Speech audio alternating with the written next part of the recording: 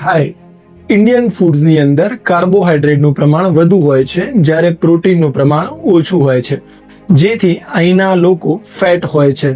પરંતુ જો તમારે ફેટ ટુ ફિટ થવું હોય તો તમારા ડાયટની અંદર પ્રોટીનનું પ્રમાણ વધારો, જેના માટે સારો એક સોર્સ છે સોયા ચંક્સ. લાસ્ટ ટાઈમ હું જ્યારે સોયા ચંક્સ ખાતો હતો ત્યારે ઘણા બધા કોમેન્ટ્સ આવ્યા કે તમે આવી રીતના રો સોયા ચંક્સ, બોઇલ કરેલા સોયા ચંક્સ એકલા રાઈસ જોડે કઈ રીતના ખાઈ શકો છો. તો મારું કહેવું એટલું જ છે કે જેટલું તમે તમારી જર્નીને સિમ્પલ રાખશો તેટલો ગ્રોથ તમારો બિલકુલ ફાસ્ટ થતો જશે. 1000 રેસીપી આપેલી છે સોયા ચંક્સની, ઓનલાઈન પ્લેટફોર્મ પર મળી જશે. પરંતુ તમે રોજ એવી કેટલી અવનવી વાનગીઓ બનાવી શકશો, અને તમારા માટે જો ટેસ્ટ જ મેટર કરતો હોય તો ગ્રોથ તમારા માટે સેકન્ડરી થઈ જશે. તેટલા માટે તમારે યાદ રાખવાનું છે કે તમારા માટે ઇમ્પોર્ટન્ટ શું છે. આવી ટિપ્સ માટે ફોલો કરતા રહો. Thank you.